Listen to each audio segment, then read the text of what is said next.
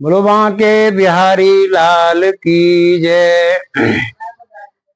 प्रिय भक्तों, मैं आज आपको श्रीमद् भगवत गीता का द्वितीय अध्याय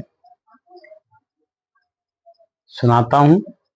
आप बड़े ही ध्यान पूर्वक सुने और मेरे चैनल ब्रजेंद्र दीक्षित ब्लॉग्स को सब्सक्राइब, लाइक, कमेंट अवश्य करें और साथ ही बेल आइकन दबाएं, जिससे कि आपको हमारी सभी वीडियो प्राप्त हो सकें। अथ द्वितीयोऽध्याय। संजय उवाच तं तथा कृपयाविष्टं श्रुपुराकुलेक्षणं विषीदन्तमिदं वाक्यं वाच मधुसूदना। संजय बोले, उस प्रकार करुणा से व्याप्त और आंसुओं से पूर्ण तथा व्याकुल नेत्रों वाले शोक युक्त उस अर्जुन के प्रति भगवान मधुसूदन ने यह वचन कहा। श्री भगवान वाच कुतस्त्वाकस्मलमिदं विषमे समुपस्थितम् अनार्यजुष्टं स्वर्गमकीर्तिकरमर्जुगः। श्री भगवान बोले, हे अर्जुन, तुझे इस असमय में यह मोह किस हेतु से प्राप्त हुआ है? क्योंकि न तो यह श्रेष्ठ पुरुषों द्वारा आचरित है, न स्वर्ग को देने वाला है और न कीर्त को करने वाला ही है। क्लैब्यम मा स्म गमः पार्थ नेतत्वयोपपद्यते क्षुद्रम हृदय दौर्बल्यम त्यक्तोत्तिष्ठ परंतपा। इसलिए हे अर्जुन, नपुंसकता को प्राप्त मत हो, तुझमें यह उचित नहीं जान पड़ती है। हे परंतप, हृदय को तुच्छ दुर्बलता को त्याग कर युद्ध के लिए खड़ा हो जा।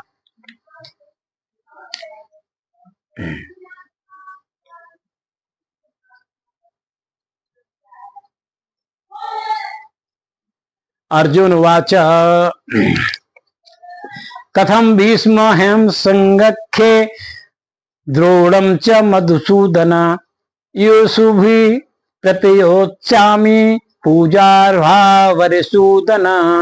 अर्जुन बोले, हे मधुसूदन, मैं रणभूमि में किस प्रकार बाणों से भी भीष्म पितामह और द्रोणाचार्य के विरुद्ध लड़ूंगा?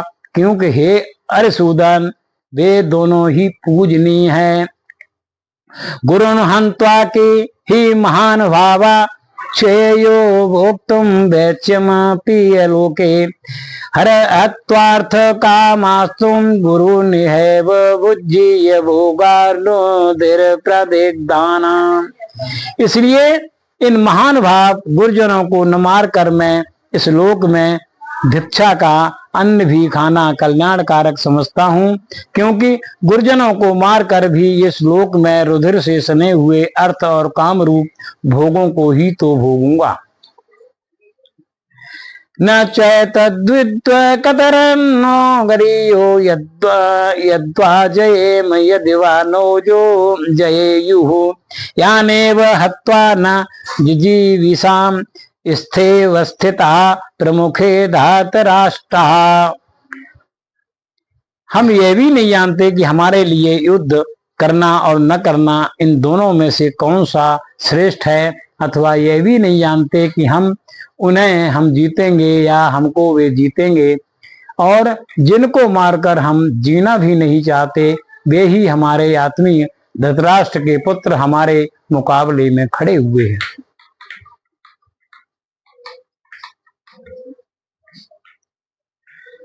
कार्पण्य दोषोपहत स्वभाव पृच्छामि त्वां धर्म संबूढ़ चेता यच्छेयः स्वानिश्चितः ब्रूहि तन्मे शिष्यस्तेहं साधिमां त्वा प्रपन्नम्। इसलिए कायरता रूप दोष से उपहत हुए स्वभाव वाला तथा धर्म के विषय में मोहित चित्त हुआ मैं आपसे पूछता हूँ कि जो साधन निश्चित कल्याणकारक हो वह मेरे लिए कहिए, क्योंकि मैं आपका शिष्य हूँ। इसलिए आपके शरण हुए मुझको शिक्षा दीजिए। नहीं प्रपश्यामि ममापनुत्या प्रियच्छोकमुच्छेषणमिन्द्रियाणाम् अवाप्यम भूमा वसपत्न मृद्यम राज्यम सुराणामपेचाधिपत्यम। क्योंकि भूमि में निष्कंटक धन धान्य संपन्न राज्य को और देवताओं के स्वामीपन को प्राप्त होकर भी मैं उस उपाय को नहीं देखता हूं जो मेरी इंद्रियों के सुखाने वाले शोक को दूर कर सके।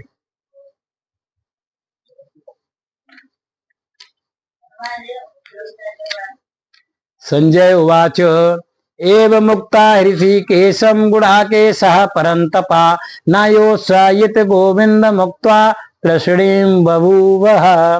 संजय बोले, हे राजन, निद्रा को जीतने वाले अर्जुन अंतर्यामी श्री कृष्ण महाराज के प्रति इस प्रकार कहकर फिर श्री गोविंद भगवान से युद्ध नहीं करूंगा, यह स्पष्ट कहकर चुप हो गए। तमुवाच ऋषिकेशा प्रहसन्निव भारता।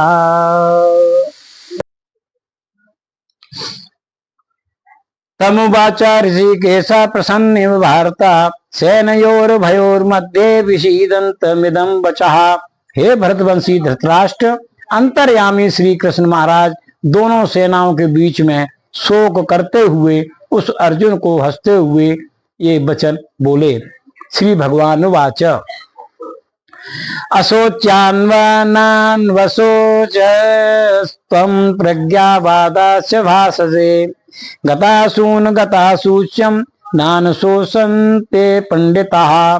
श्री भगवान बोले, हे अर्जुन, तू न शोक करने योग्य मनुष्यों के लिए शोक करता है और पंडितों के से वचनों को कहता है, परंतु जिनके प्राण चले गए हैं उनके लिए, जिनके प्राण नहीं गए हैं उनके लिए भी पंडित जन शोक नहीं करते। न त्वैवा हम जातु नाशम न त्वं नेमे जनाधिपा न चैव न भविष्यामः सर्वे वयमतः परम। न तो ऐसा ही है और मैं किसी काल में नहीं था, तू नहीं था अथवा ये राजा लोग नहीं थे, और न ही ऐसा था कि इससे आगे हम सब नहीं रहेंगे। देहनो अस्मन् यथा क्वेहे कौमारम यौवनम जरा तथा देहांतर प्राप्तिर्धीरस्तत्र न स्वमुह्यति। जैसे जीवात्मा की इस देह में बालकपन, जवानी और वृद्धावस्था होती है, वैसे ही अन्य शरीर की प्राप्ति होती है। उस विषय में धीर पुरुष मोहित नहीं होता। मात्रा स्पर्शास्तु कौन्तेय शीतोष्ण सुख दुःखदा आगममापायनो नित्यास्तांस्तेतिच्छस्व भारता। हे कुंती पुत्र, सर्दी गर्मी और सुख दुख को देने वाले इंद्रिय और विषयों के संयोग तो उत्पत्ति विनाशशील और अनित्य है, इसलिए हे भारत उनको तू सहन कर। यम ही न व्यथयत्येते पुरुषम पुरुषर्षभा समदुःख सुखम धीरम सोमृतात्व कल्पते। क्योंकि हे पुरुष श्रेष्ठ, दुख सुख को समान समझने वाले जिस धीर पुरुष को ये इंद्रिय और विषयों के संयोग व्याकुल नहीं करते, वह मोक्ष के योग्य होता है। नासतो विद्यते भावो ना भावो विद्यते सतः उभयोरपि दुष्टोऽन्तस्त्वनयोस्तत्त्वदर्शिवे। असत वस्तु कोई तो सत्ता नहीं है और सत्य का अभाव नहीं है, इस प्रकार इन दोनों का ही तत्व ज्ञानी पुरुषों द्वारा देखा गया है।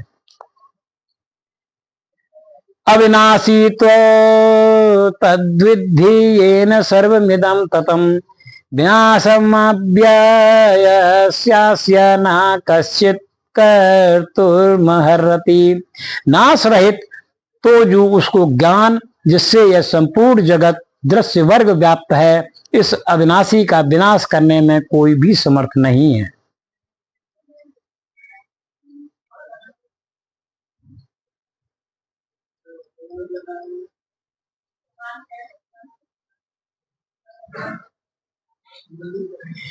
अंतवंत हमें देहा नित्यस्तोक्ता शरीरिणः अनाशिनो प्रमेयस्य तस्मादुद्य स्वभारतः। इस नाश रहित अप्रमेय नित्य स्वरूप जीवात्मा के ये सब शरीर नाशवान कहे गए हैं। इसलिए हे भरतवंशी अर्जुन, तू युद्ध कर। या एनम वेत्ति हंतारम यस्य न मन्यते हतम उभौ तो न विजानीतो नायम हंते न हन्यते।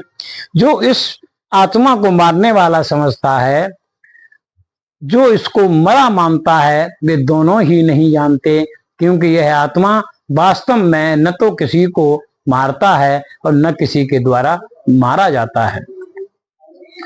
न जायते म्रियते वा कदाचित नाय भूत्वा भविता वा न भूयाः अजो नित्यः शाश्वतोऽयं पुराणो न हन्यते हन्यमाने शरीरे। यह आत्मा किसी काल में भी न तो जन्मता है और न ही मरता है, तथा न यह उत्पन्न होकर फिर होने वाला ही है, क्योंकि यह अजन्मा नित्य सनातन पुरातन है। शरीर के मारे जाने पर भी यह नहीं मारा जाता है। वेदांत विनाशिनम नित्यम या एनमज गयम कथम स पुरुषः पार्थम कम घातयन्ते हन्ते कम।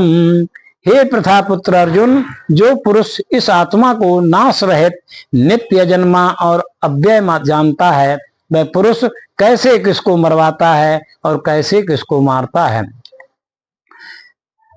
वासांसि जीर्णानि यथा विहाय नवान गृह्णाति नरो पुराणि तथा शरीराणि विहाय जीर्णान्यन्यानि संयाति नवानि देहि। जैसे मनुष्य पुराने वस्त्रों को त्याग कर दूसरे नए वस्त्रों को ग्रहण करता है, वैसे ही जीवात्मा पुराने शरीरों को त्याग कर नए शरीरों को प्राप्त होता है। नैनम छिन्दम ते शस्त्राणि नैनम दहत पावकः न चैनम क्लेदयन्ताप्यो न शोषयति मारुतः। इस आत्मा को शस्त्र नहीं काट सकते, इसको आग नहीं जला सकती, इसको जल नहीं गला सकता और वायु नहीं सुखा सकता। अच्छेद्यो यमदायो यम क्लेद्यो शोष्य एव च मिथ्या सर्वगतः स्थाणु रचलोयम सनातनः। क्योंकि यह आत्मा अच्छेद है और यह आत्मा अध्याय अक्लेद्य और निसंदेह अशोष्य है, तथा ये आत्मा नित्य सर्वव्यापी अचल स्थिर रहने वाला और सनातन है। अव्यक्तो यमचिन्त्यो यम विकार्यो यमुच्यते तस्मादेवं विदित्वैनं नानुशोषितो मर्यसि। यह आत्मा अव्यक्त है, यह आत्मा अचिंत्य है और यह आत्मा विकार रहित कहा जाता है। और इससे हे अर्जुन, इस आत्मा को उपर्युक्त प्रकार से जानकर तू शोक करने योग्य नहीं है, अर्थात तुझे शोक करना उचित नहीं है। अथ चैनम नित्य जातम नित्यम वा मन्यसे मृतम तथा वित्वम महाबायो नेवं सोचितो मर्यसि। किंतु यदि तू इस आत्मा को सदा जन्मने वाला तथा सदा मरने वाला मानता हो, तो भी हे महाबाहो, तू इस प्रकार शोक करने योग्य नहीं है। जातस्य हि ध्रुवो मृत्यु दुर्वा जन्म मृतस्य च।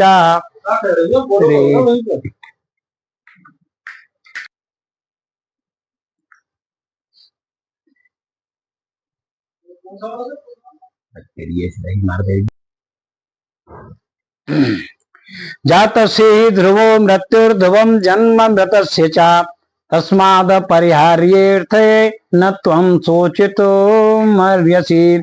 क्योंकि इस मान्यता के अनुसार जन्मे हुए की मृत्यु निश्चित है और मरे हुए का जन्म निश्चित है, इससे भी इस बिना उपाय वाले विषय में तू शोक करने का योग्य नहीं है। अव्यक्तादीनि भूतानि व्यक्तमथ्यानि भारत अव्यक्त निधनान्येव तत्र का पर देवना। हे अर्जुन, संपूर्ण प्राणी जन्म से पहले अप्रकट थे और मरने के बाद भी अप्रकट हो जाते हैं, केवल बीच में ही प्रकट हैं। फिर ऐसी स्थिति में क्या शोक करना है। आश्चर्यवत् पश्यति कश्चिदेन माश्चर्यवद्वदति तथैव चान्या आश्चर्यवच्चेन मन्या शृणोति श्रुत्वाप्येन वेद न चैव कश्चितः।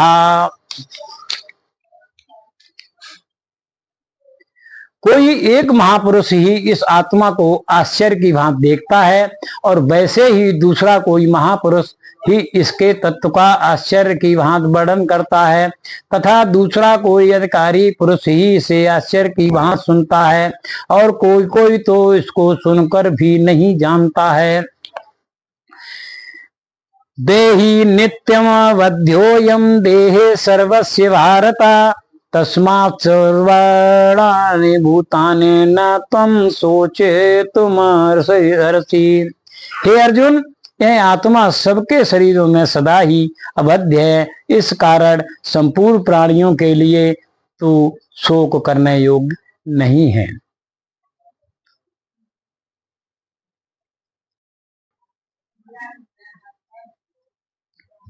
स्वधर्मपि चावेक्ष्य न विकम्पितो महर्षि धर्मार्थे युद्धाच्च योन्मच्चत्रियस्य न विद्यते। तथा अपने धर्म को देखकर भी तू भय करने योग्य नहीं है, अर्थात तुझे भय नहीं करना चाहिए, क्योंकि क्षत्रिय के लिए धर्मयुक्त युद्ध से बढ़कर दूसरा कोई कल्याणकारी कर्तव्य नहीं है।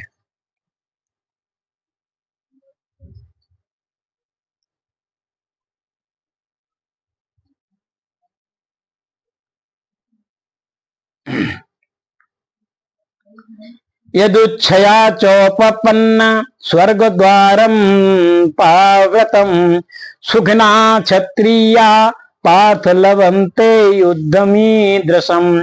हे पार्थ, अपने आप प्राप्त हुए और खुले हुए स्वर्ग के द्वार रूप इस प्रकार के युद्ध को भाग्यवान क्षत्रिय लोग ही पाते हैं। अथ चेत्त्वम् इमं धर्म संग्रामं न करिष्यसि ततः स्वधर्म कीर्ति च हित्वा पापं वाप्स्यसि।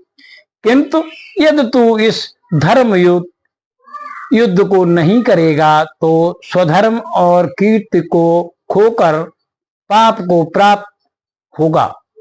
अकीर्ति चापि भूतानि कथयिष्यन्ते ते व्ययाम् संभावितस्य चाकीर्ति रमणादते रिच्यते। तथा सब लोग तेरी बहुत काल तक रहने वाली अपकीर्ति का भी कथन करेंगे और माननीय पुरुष के लिए अपकीर्ति मरण से भी बढ़कर है। भयाद्रणादो परतम मन्स्यते संते त्वां महारथा येषां च त्वं बहुमतो भूत्वा यस्य लाघवम्। और जिनकी दृष्टि में तू पहले बहुत सम्मानित होकर अब लघुता को प्राप्त होगा, वे महारथी लोग तुझे भय के कारण युद्ध से हटा हुआ मानेंगे। अवाच्यवादास्य बहुन्वदिष्यन्ते न तवाहिताः निन्दन्तस्त्वव सामर्थ्य ततो दुःखतरं न किम्। तेरे बैरी लोग तेरे सामर्थ्य की निंदा करते हुए तुझे बहुत से न कहने योग्य भी वचन कहेंगे, उससे अधिक दुख और क्या होगा। हतो वा प्राप्स्यसि स्वर्ग जित्वा वा भोक्ष्यसे महीम् तस्मादुत्तिष्ठ कौन्तेय युद्धाय कृत निश्चयः। या तो तू युद्ध में मारा जाकर स्वर्ग को प्राप्त होगा अथवा संग्राम में जीतकर पृथ्वी का राज्य भोगेगा। इस कारण हे अर्जुन, तू युद्ध के लिए निश्चय करके खड़ा हो जा। सुख दुखे समे कृत्वाम लाभा लाभी जया जयो ततो युद्धाय युज्यस्व नेवं पापम वाप्स्यसि। जय पराजय, लाभ हानि और सुख दुख को समान समझकर उसके बाद युद्ध के लिए तैयार हो जा। इस प्रकार युद्ध करने से तू पाप को प्राप्त नहीं होगा। येषां ते विहिता सांख्ये बुद्धिर्योगत्वमा शृणु बुद्धया युक्तो यया पार्थ कर्मबंधं प्रहास्यसि।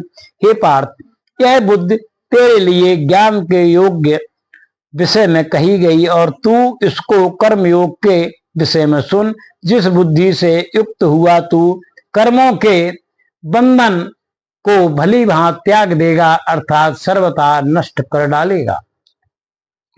नेहाभिक्रमनाशोस्ति प्रत्यवायो न विद्यते स्वल्पम तस्य धर्मस्य त्रायते महतो भयात्। इस कर्म योग में आरंभ का अर्थात बीज का नाश नहीं है और उल्टा फल रूप दोष भी नहीं है, बल्कि इस कर्म योग रूप धर्म का थोड़ा सा भी साधन जन्म रूप महान भय से रक्षा कर लेता है। हे अर्जुन, इस कर्म योग में व्यवसायात्मिका बुद्धेरेके है कुरुनंदन बहुशाखा हानंतास्य बुद्धयो व्यवसायिनाम। हे अर्जुन, इस कर्म योग में निश्चयात्मिका बुद्ध एक ही होती है, किंतु अस्थिर विचार वाले विवेकहीन सकाम मनुष्यों की बुद्धियां निश्चय ही बहुत भेदों वाली और अनंत होती हैं। यामिमा पुष्पितां वाचम प्रवदन्त्या विपश्यतः वेदवादरतः पार्थ नान्यदस्तीतिं वादिनः कामात्मानं नः स्वर्ग परा जन्म कर्म फलप्रदां क्रिया विशेष बहुलां भोगैर्स्वगतिं प्रति भोगैर्स्वर्य प्रसक्तानां तया परिहत चेतसां व्यवसायात्मिका बुद्धिः समाधो न विधीयते। हे अर्जुन, जो भोगों में तन्मय हो रहे हैं और जो कर्म फल के प्रशंसक वेद वाक्यों में ही प्रीत रखते हैं, जिनकी बुद्धि में स्वर्ग ही परम प्राप्त वस्तु है और जो स्वर्ग से भी बढ़कर दूसरी कोई वस्तु ही नहीं है, ऐसा कहने वाले हैं, वे अविवेकी जन इस प्रकार जिस पुष्टित अर्थात दिखाऊ शोभायुक्त वाणी को कहा करते हैं, जो कि जन्म रूप कर्म फल देने वाली एवं भोग तथा ऐश्वर्य की प्राप्ति के लिए नाना प्रकार की बहुत सी क्रियाओं का वर्णन करने वाली हैं। उस वाणी द्वारा जिनका चित्त हर लिया गया है, जो भोग ऐश्वर्य में अत्यंत आसक्त हैं, उन पुरुषों की परमात्मा में निश्चयात्मिका बुद्धि नहीं होती। त्रैगुण्य विषया वेदा निस्त्रय गुण्यो भवार्जुना निर्द्वंदो नित्य सत्वस्थो निर्योग क्षेम आत्मनावान। हे अर्जुन, वेद उपर्युक्त प्रकार से तीनों गुणों को कार्य रूप समस्त भोगों एवं उनके साधनों का प्रतिपादन करने वाले हैं, इसलिए तू उन भोगों एवं उनके साधनों में आसक्तिहीन हर्ष शोकादि द्वंद्वों में से रहित नित्य वस्तु परमात्मा में स्थित योग क्षेम को न चाहने वाला और स्वाधीन अंतकरण वाला हो। यवानर्थ उदपाने सर्वतः संप्लुलोदके तावां सर्वेषु वेदेषु ब्राह्मणस्य विजानतः। सब ओर से भरपूर जलाशय के प्राप्त हो जाने पर छोटे जलाशय में मनुष्य का जितना प्रयोजन रहता है, ब्रह्म को तत्व से जानने वाला ब्राह्मण का समस्त वेदों में उतना ही प्रयोजन रह जाता है। कर्मण्येवाधिकारस्ते मा फलेषु कदाचन मा कर्म फले हेतुर्भूमा ते संगोस्त्व कर्मणि। तेरा कर्म करने में ही अधिकार है, उसके फलों में कभी नहीं, इसलिए तू कर्मों के फल का हेतु मत हो तथा तेरे कर्म न करने में भी आसक्त न हो। योगश्च कुरु कर्माणि संगत्यक्त्वा धनंजया सिद्धय सिद्धयो समो भूत्या समत्व योग उच्यते। हे धनंजय, तू आसक्त को त्याग कर तथा सिद्धि और असिद्धि में समान बुद्ध वाला होकर योग में स्थित हुआ। कर्तव्य कर्मों को कर समत्व ही योग कहलाता है। दूरेण वरम कर्म बुद्धि योगाद्वनंजया बुद्धो शरणं विच्छ कृपणा फल हेतवः। इस समत्व रूप बुद्ध योग से सकाम कर्म अत्यंत ही निम्न श्रेणी का है। इसलिए हे धनंजय, तू संबुद्ध में ही रक्षा का उपाय ढूंढ, अर्थात बुद्ध योग का ही आश्रय ग्रहण कर, क्योंकि फल के हेतु बनने वाले अत्यंत दीन हैं। बुद्ध युक्तो जहाती है उभे सुकृत दुष्कृते तस्माद्योगाय पूज्यस्य योग कर्म सुकौशलम। समबुद्ध युक्त पुरुष पुण्य और पाप दोनों को इसी लोक में त्याग देता है, अर्थात उनसे मुक्त हो जाता है। इससे तू समत्व रूप योग में लग जा। यह समत्व रूप योग ही कर्मों में कुशलता है, अर्थात कर्म बंधन से छूटने का उपाय है। कर्मजम बुद्धि युक्ता ही फलम त्यक्त्वा मनीषिणा जन्म बंध विनिर्मुक्ता पदम गच्छन्त्यनामयम्। क्योंकि समबुद्धि से युक्त ज्ञानी जन कर्मों से उत्पन्न होने वाले फल को त्याग कर जन्म रूप बंधन से मुक्त होकर निर्विकार परम पद को प्राप्त हो जाते हैं। यदा ते मोह कलिलम बुद्धिर्व्यतितरिष्यति सदा गंतासि निर्वेदम श्रोतव्यस्य श्रुतस्य च। जिस काल में तेरी बुद्धि मोह रूप दलदल को भली भांत पार कर जाएगी, उस समय तू सुने हुए और सुनने में आने वाले इस लोक और परलोक संबंधी सभी भोगों से वैराग्य को प्राप्त हो जाएगा। श्रुति विप्रतिपन्ना ये ते यदा स्थास्यते निश्चला समाधावचला बुद्धिस्तदा योगम वाप्स्यसि। भांति भांति के वचनों को सुनने से विचलित हुई तेरी बुद्धि जब परमात्मा में अचल और स्थिर ठहर जाएगी, तब तू योग को प्राप्त हो जाएगा, अर्थात तेरा परमात्मा से नित्य संयोग हो जाएगा। अर्जुन उवाचो, अर्जुन जी कहते हैं, स्थित प्रज्ञस्य का भाषा समाधिस्तस्य केशवाः स्थितधि किम प्रभाषेत किमासीत ब्रजेत किम। हे केशव, समाधि में स्थित परमात्मा को प्राप्त हुए स्थिर बुद्धि पुरुष का क्या लक्षण है? वह स्थिर बुद्धि पुरुष कैसे बोलता है, कैसे बैठता है और कैसे चलता है?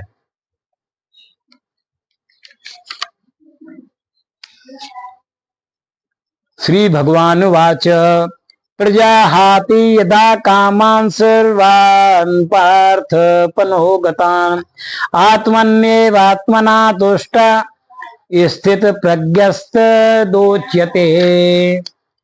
श्री भगवान बोले, हे अर्जुन, जिस काल में यह पुरुष मन में स्थित संपूर्ण कामनाओं को भली भांति त्याग देता है और आत्मा से आत्मा में ही संतुष्ट रहता है, उस काल में यह स्थित प्रज्ञ कहा जाता है। दुःखेष्वनुद्विग्नमनः सुखेषु विगतस्पृहः वीतराग भय क्रोधः स्थित धीर्मुनिरुच्यते। दुखों की प्राप्त होने पर जिसके मन में उद्वेग नहीं होता, सुखों की प्राप्ति में जो सर्वथा निष्प्रह है तथा जिसके राग भय और क्रोध नष्ट हो गए हैं, ऐसा मुनि स्थिर बुद्ध कहा जाता है। या सर्वत्रानाभि स्नेहस्तत्प्राय शुभाशुभम नाभिनंदते न द्वेष्टे तस्य प्रज्ञा प्रतिष्ठिता। जो पुरुष सर्व स्नेह रहित हुआ उस शुभ या अशुभ वस्तु को प्राप्त होकर न प्रसन्न होता है और न ही द्वेष करता है, उसकी बुद्धि स्थिर है।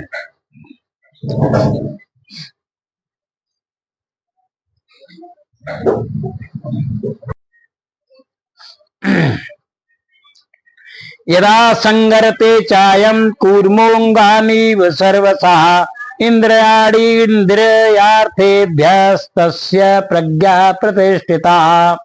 और कछुआ सब ओर से अपने अंगों को जैसे समेट लेता है, वैसे ही जब यह पुरुष इंद्रियों के विषयों से इंद्रियों को सब प्रकार से हटा लेता है, तब उसकी बुद्धि स्थिर है, ऐसा समझना चाहिए।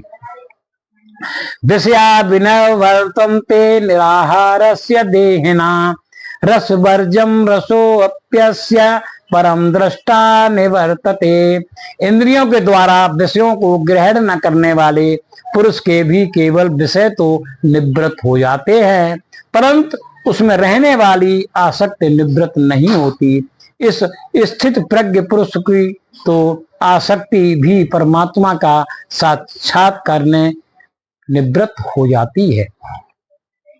यततो रपि कौन्तेय पुरुषस्य विपश्चितः इंद्रियाणि प्रमाथीनि हरन्ते प्रसवं मनः। हे अर्जुन, आसक्ति का नाश न होने के कारण ये प्रमथन स्वभाव वाली इंद्रियां यत्न करते हुए बुद्धिमान पुरुष के मन को भी बलात् हर लेती हैं।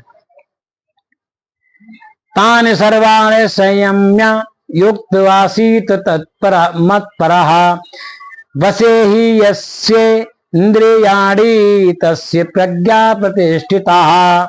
इसलिए साधक को चाहिए कि वह उन संपूर्ण इंद्रियों को वश में करके समाहित चित्त हुआ मेरे परायण होकर ध्यान से बैठें, क्योंकि जिस पुरुष की इंद्रियां वश में होती हैं उसी की बुद्धि स्थिर होती है।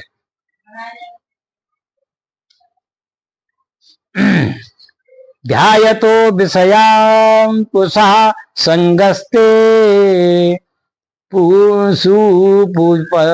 जायते संगात् जायते कामा कामात् क्रोधो भी जायते। विषयों का चिंतन करने वाले पुरुष की उन विषयों में आसक्ति हो जाती है। आसक्ति से उन विषयों की कामना उत्पन्न होती है और कामना में विघ्न पड़ने से क्रोध उत्पन्न होता है। क्रोधाद्भवति सम्मोहा सम्मोहात् स्मृति विभ्रमा स्मृति भ्रसाद बुद्धिनाशो बुद्धिनाशात् प्रणश्यति। क्रोध से अत्यंत मूल भाव उत्पन्न हो जाता है। मूल भाव से स्मृति में भ्रम हो जाता है और स्मृति में भ्रम हो जाने से बुद्धि अर्थात ज्ञान शक्ति का नाश हो जाता है और बुद्धि का नाश हो जाने से यह पुरुष अपनी स्थिति से गिर जाता है। राग द्वेष वियुक्तस्तु विषयानेन्द्रियश्चरन् आत्मवश्यैर्विधे यात्मा प्रसादम धिगच्छति। परंतु अपने अधीन किए हुए अंतःकरण वाला साधक अपने वश में की हुई राग द्वेष से रहित इंद्रियों द्वारा विषयों में विचरण करता हुआ अंतःकरण की प्रसन्नता को प्राप्त होता है। प्रसादे सर्व दुखानां हानिरस्योपजायते प्रसन्न चेतसो पराशु बुद्धि पर्यवतिष्ठते। अंतःकरण की प्रसन्नता होने पर इसके संपूर्ण दुखों का अभाव हो जाता है और उस प्रसन्न चित्त वाले कर्मयोगी की बुद्धि शीघ्र ही सब ओर से हटकर एक परमात्मा में ही भली भांति स्थिर हो जाती है। नास्ति बुद्धरयुक्तस्य न चायुक्तस्य भावना न चाभावयतः शांतिर शांतस्य कुतः सुखम। न जीते हुए मन और इंद्रियों वाले पुरुष में निश्चयात्मिका बुद्ध नहीं होती है, और उस अयुक्त मनुष्य के अंतःकरण में भावना भी नहीं होती है। ये भावनाहीन मनुष्य को शांति नहीं मिलती है, और शांत रहित मनुष्य को सुख कैसे मिल सकता है। इंद्रियाणाम ही चरता यन्मन्नो विधीयते तस्य हरति प्रज्ञाम वायुर्नावमेवावसि। क्योंकि जैसे जल में चलने वाली नाव को वायु हर लेती है, वैसे ही विषयों में विचरती हुई इंद्रियों में से मन जिस इंद्रिय के साथ रहता है, वह एक ही इंद्रिय इस अयुक्त पुरुष की बुद्धि को हर लेती है। तस्माद्यस्य महाबाहो निग्रहीता ने सर्वसा इंद्रियाणि इंद्रियार्थेभ्यस्तस्य प्रज्ञा प्रतिष्ठिता। इसलिए हे महाबाहो, जिस पुरुष की इंद्रियां इंद्रियों के विषयों से सब प्रकार निग्रह की हुई है, उसी की बुद्धि स्थिर है।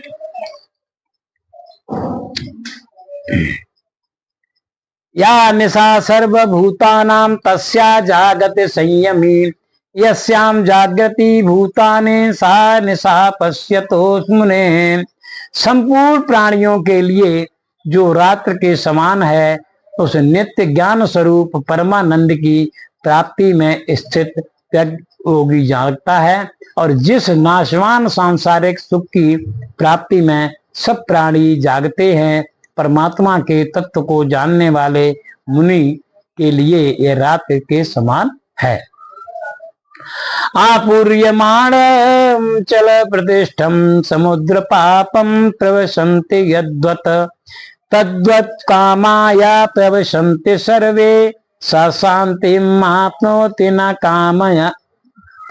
कामी।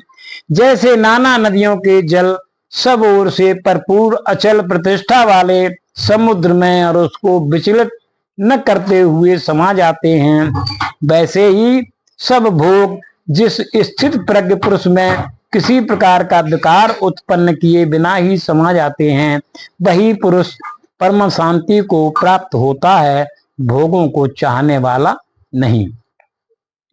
विहाय कामन्यः सर्वान् पुमाश्चरते निष्प्रहा निर्ममो निरंकारम सा शांतिमधिगच्छति। जो पुरुष संपूर्ण भाग कामनाओं को त्याग कर ममता रहित, अहंकार रहित और स्पृहा रहित हुआ विचरता है, वही शांत को प्राप्त होता है, अर्थात वह शांत को प्राप्त है। ऐसा दाही स्थित पाथ नैनाम प्राप्य मोह विमुहति स्थित्वास्यामंत काले अपि ब्रह्म निर्वाण रक्षति। हे अर्जुन, यह ब्रह्म को प्राप्त किए हुए पुरुष की स्थिति है। इसको प्राप्त होकर योगी कभी मोहित नहीं होता, और अंत काल में भी इस ब्राह्मी स्थिति में स्थिर होकर ब्रह्मानंद को प्राप्त हो जाता है। ओम सत्सदिति श्रीमद् भगवत गीता सुपनिषत्सु ब्रह्म विद्यायाम योग शास्त्रे श्री कृष्ण अर्जुन संवादे सांख्य योगो नाम द्वितीयो अध्याय। भगवान के बिहारी लाल की जय। इस प्रकार ये हमारा श्रीमद् गीता का, भगवत गीता का द्वितीय अध्याय संपन्न हुआ। आप सभी लोग मेरे चैनल को subscribe, like, share and comment करें। बहुत बहुत धन्यवाद। जय श्री राधे।